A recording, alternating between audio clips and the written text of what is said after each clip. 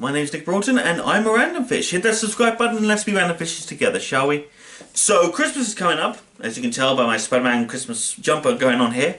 But I have decided to hold off on talking about Christmassy films until next week, when I'm going to be talking about a bunch of the stuff that I used to love watching when I was a kid. For example, The Light of the Snowman and Father Christmas, for those who may not always have the best ideas. And yes, I have spoken about a lot of Christmas films in the past, during this time of the year, but actually I want to talk about this film in particular because this film struck a chord with me, I guess, is the best way of putting it, and not just because of what's actually going on in the film as well. It struck a chord with me because of something that I've noticed quite a lot of in quite a few films over the course of the years. Which I think this film does a nice job of balancing, actually. The film is called Emo the Musical. Now, for those of you who don't know, it is an Australian film that was made based off of a short film made in 2016, I believe. Let's just double check that for just a second.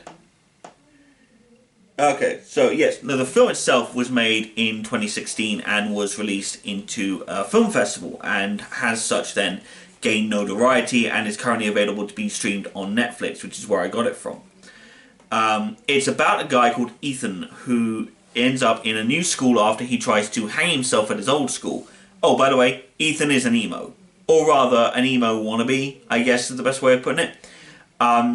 When he gets to the new school, he immediately falls in love twice. First time is with a group of emos led by a guy called Bradley and their new band, which he desperately wants to be a part of so they can play in Battle of the Bands and gain notoriety themselves from this big emo star kind of guy, who Bradley is 100% wanting to impress more than anything else in the entire world. The other thing that he ends up falling in love with is a girl called Trinity. Now, she is part of the church group, part of the youth club, and all that sort of thing, and she's part of this very Bible-thumpy type group of Christians who, sadly, in some cases of the world, do actually exist, but for the most part they don't, which is nice. So it is very much, these characters are very much what I like to call caricatures of what actually exists out there. Sadly, it's not always true. In some cases in the world, they are very much the way these characters are, but that's not always true, at least not down here in this part of the country. Not always. But anyway, the idea is that Ethan wants to join the band. He also wants to date Trinity. The problem is that these two things, the Christian's life that Trinity lives, and the emo band, are pulling Ethan in two different directions. Trinity wants to convert Ethan to being a Christian. She tries to baptize him once or twice in the film, I believe. And he, of course, 100% denies that, and he doesn't want to do it. And he is very much attempting to impress emo kids because he thinks that being an emo is the only thing that he's possibly good at least. Bradley very much wants to impress, like I said, wants to impress this big emo guy, and he also hates the other Christians that are wandering around the school. One of them being an absolute complete and a D-bag who is, I don't know his name necessarily, because I really don't like the character, so I tried to sort of avoid thinking about him on an actual atomic level. But the idea is that he is someone who, he's the kind of guy that I knew slightly back in school, way back when, someone who really did deserve a bit of a punch in the face. He's the kind of guy who has the superior attitude and is not afraid to show the superior attitude, and therefore thinks that he's higher than everybody else in some weird way, be it genetically, be it spiritually, be it emotionally, whatever. But he thinks of himself as being above everybody else because he is a Christian in this instance, in this film's instance. He also then does something very unchristian-like, which is he gets a girl pregnant. And I believe these guys are about 15, 16 years old. I don't necessarily know the age sort of things for these things in Australia, but I think it's around that age range. But he gets a girl pregnant, and despite it's being so obvious that he is the one who got her pregnant. He's constantly saying things like, "It's immaculate." Makes me laugh so much. He keeps on telling everyone that it's immaculate, and he also treats the girl absolutely horribly. He doesn't really do passive aggressive. He's just incredibly inconsiderate and rude without actually realizing it either, which is what completely throws me through a loop. I know people who talk like that, but I'd like to think they at least had some idea that what they were saying was hurtful. At least that way I could justify not liking them. But he clearly doesn't know that he's insulting her, or he just doesn't think it's insulting at all, which is worse for a lot of people. But let's think about this. The rest of the film, what does the rest of the film entail? The rest of the film entails burning down a chapel in the school. A head teacher whose school somehow gets more funding because she sells out to a drug company who's selling them happy pills, who she eventually gives the middle finger to and tells them to get the hell out. There's a battle of the bands ending, which involves Bradley nearly not being allowed to perform on stage because of various things that have gone wrong, to the point where he holds a knife to someone's throat and sort of does the whole, we don't play, I'm going to kill this guy. But what actually is the main thing that I wanted to talk about? When I say caricatures of characters, when I said that earlier, I really do mean that. These guys are caricatures of potential characters. And what makes it even more interesting is that these characters are given a real reality check dose.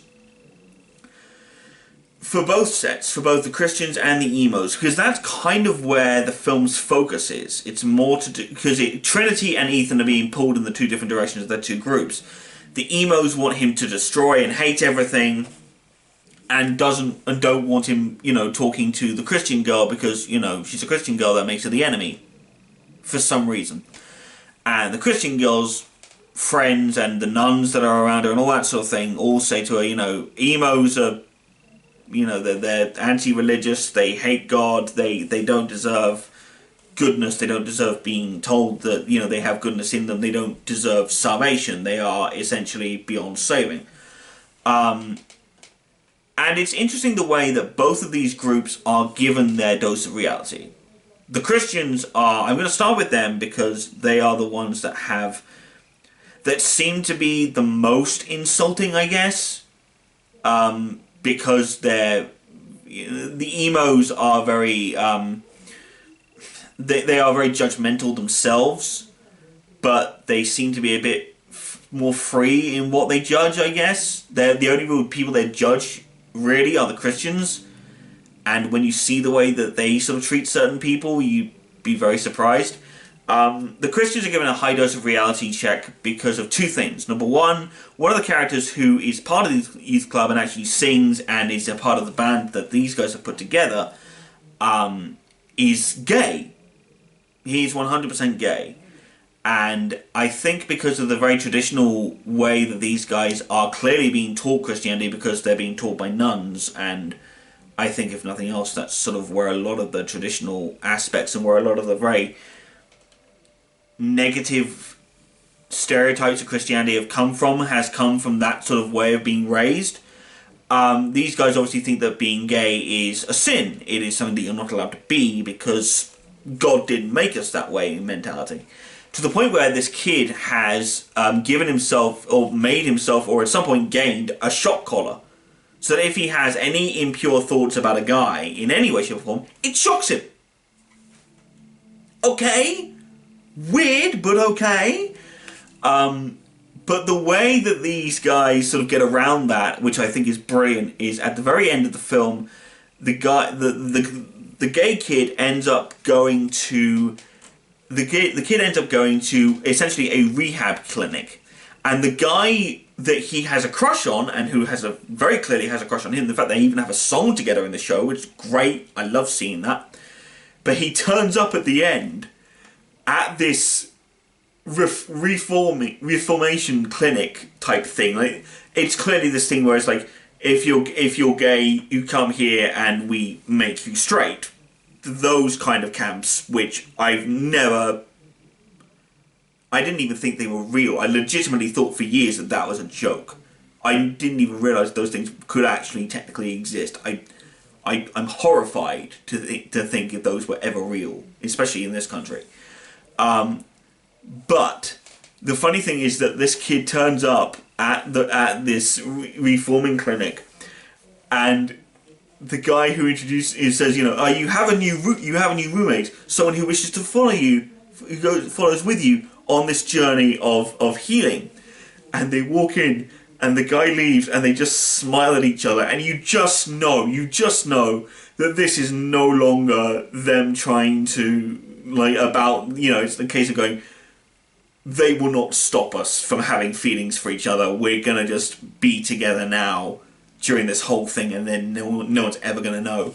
I would really love to I'd love to hear from the creator or the writer of this if he ever thought that they stayed there for any length of time, or if they just escaped at one point and just went off and lived a life together. I'd love it if that was true. Because I always enjoy watching characters who are not meant to be together, because I find that hilarious, especially when everyone sort of goes to such great lengths to stop them from being together, especially in something like this anyway, especially in those kind of terms. But the way the emos get a dose of reality, which is even better, and the other way the Christians get one again is even better than that, because in the Battle of the Bands, Ethan joins Trinity's Christian band. And then he ends up playing for Bradley's band as well, because Bradley invites him up on stage to play. And at the very end, during the final song, which is a mashup of all the different a bunch of the different songs across the show, which is great to see, Trinity and Ethan are singing a piece together. Trinity sings a little bit of a song that she sang earlier about Jesus possibly being an emo, which is a brilliant song and a brilliant idea and a message, by the way, I have to say. But the girl, earlier I mentioned the pompous D-bag Christian character, the guy who is possibly the worst representation of a Christian in any way, shape or form, because he is so misogynistic and bigoted and just so punchable. He constantly talks about how the child was immaculate, how he got this girl pregnant, and he was constantly saying that it's an immaculate conception. And at the very end of the play, the end of the film, I should say, one of the emo kids, who's the drummer for the band, starts talking to her, and they start talking and laughing and kind of flirting with each other. And they talk about, and he goes, "Do you want to hang out sometime?" And she goes, "I've always been meaning to go to the Science Museum." And he goes, "Science is great!"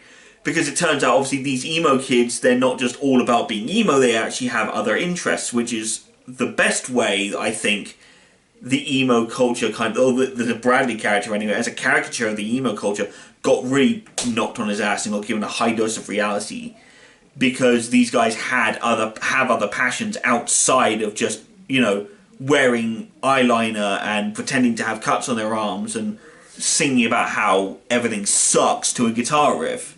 The bassist, for example, is great at sports, great at basketball. She joins the basketball team. It's great. Ethan obviously sort of says, "I'm still very much like, I'm not going to be smiling at everything in the world, but at least I know that, you know, I'm allowed to smile at other things as well in life." The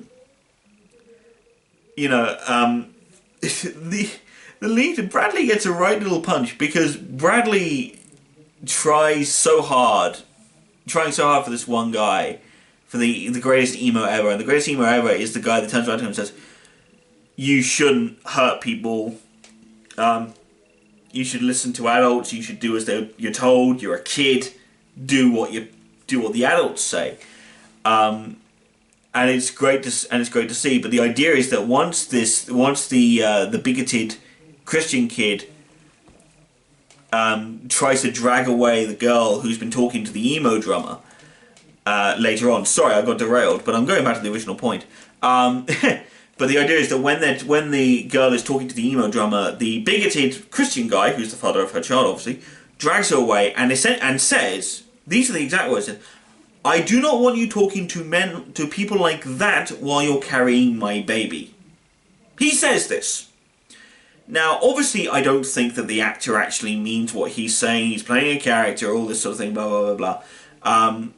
But it's hilarious to watch this come up and happen to this character, because she says, it's immaculate. And she gives him the exact excuse that he's been using the whole way right back to him. And she says that, you know, if anyone says otherwise, they'll be facing police charges. And I think that's brilliant. And then the other thing that comes in is this kid then says, do you want to go back to India? He's said this a few times throughout the film, if you haven't seen it. He says it a few times. And she mutters under her breath a few times, you know, I'm Sri Lankan. But this time round, she just legitimately she's had enough. He says, do you want to go back to India? And she looks, I'm Sri Lankan, you idiot!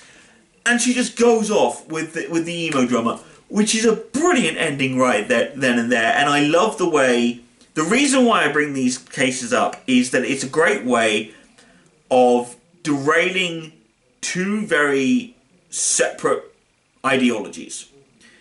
The emo ideology, from what I've remembered over the years, I didn't really dabble in the emo philosophy myself. I was more sort of a goth metalhead who is also a Christian. Weird combination, I know. But the emo philosophy, essentially, from what I've recalled over the years, is a combination of everything sucks. In some, you know, if you're really, really enveloping yourself in the emo culture to the point where you actually have kind of that mentality yourself. The emo culture, as far as comedy is concerned, is everything sucks. I like to part my hair sideways. I like to wear a lot of eyeliner, and it's all about, you know, self-harm and, you know, dark backstories and, oh my god, everything sucks all the time. The Christian ideology in this film, for the comedy's sake, is a case of going, everyone who isn't exactly like us or thinks that, you know, God is the best, or, you know, is just as small, you know, just as close-minded as we are, we don't like, and we're going to try and make them think that we're right. That's kind of that mentality thrown up in a nutshell. Both are right and both are wrong. The emo culture is right in that, you know, you don't always have to be overly happy about everything. There is a point where you just have to sit back and say, sometimes life just sucks. You can't always put a brave face on everything all the time. You sort of have to embrace the fact that sometimes things haven't gone like you planned, and it just sucks. And you just have to deal with it. And I think that's a good lesson to have, especially for younger people, especially in the younger cultures. And the Christian ideology has some good points, i.e. the point of going, you don't always have to strive to be the best at everything. You don't always have to... You don't always have to go with the popular crowd. You can go with something like Christianity, which isn't overly popular with everybody, but it does have some good points, and you do feel the positivity, and you do, you know, you do have something to hold on to, which, you know, helps you in your sanity in life. But the other thing that I wanted to briefly touch on before I sign off today is very simple, and it is that I've noticed over the years, not just since I've been incapacitated thanks to my knee and my ankle injury, but I've noticed over the years since I've been looking at films in a much more critical light, I guess, is that there's a lot of films out there, especially made in the good old United States, where Christians seem to fall into two categories. One, which is the subject of humour, or the other one, which is where they're placed in an attempt to be the good guys, but they're just, the people who made the films are just digging for sympathy for Christianity. Now, I'm not saying that America is purely responsible for this. I am saying, you know, there are other countries that have possibly have done the same thing. I don't know. But from what I have gleaned over the years from various people is that these films are essentially attempting to make... they are attempting to make the Christian way the only way you should follow, because if you don't, and the damnation that comes with it is automatic. It doesn't attempt to explain why these things are the way they are. And the reason why I wanted to talk about this briefly is because I want to make something quite ultimately clear to a lot of people, which a lot of people may not know. And it is this. These films are, if you look at them in the right way, they are hilarious. Because it's just so outlandish and so stupid that you can't help but laugh at them. And honestly, that's the way that I'm trying to take them now. And that's the way I'm taking this film. It's a giggle and a half. It really is. And if you have a Netflix account, please do watch Emo the Musical. If you don't, I believe it's available in the Google Play and Movies, which is something you can look at. Or you can look it up on YouTube itself, where I think you can buy it for pretty cheap. Or if you don't have the time, if you sit there going, I don't have the money to do that, it's Christmas, what are you on about? Best way of doing that is to go on a Spotify account if you have one. If you don't, then I'm thinking you can look it up in another way, possibly on YouTube itself actually, where you can look up the soundtrack to this. The soundtrack is very interesting. It's filled with lyrics that work, lyrics that are incredibly forced, but it works for the time period, not just because of what the songs are trying to say, but also because you have to believe as to who wrote them, which does work. And if you want the song that encapsulates the whole film as to what it's about, listen to the finale, which is a mashup of all the different songs. I say all of the different songs, a bunch of the different songs, like I said before. But you know what? I can't tell you how to like a film. This is just one very cool Brit's opinion on a very specific type of film. Again, I want people to look at these films with a sense of wonder and a sense of joy, and that's where a lot of this stuff comes from for me. So please do watch this. Do watch this film if you ever get a chance. You know, if you get a chance to sit around and you feel like you want to have a nice little cackle at ridiculousness, please do. And on that note, I'm going to say, Randomfish out.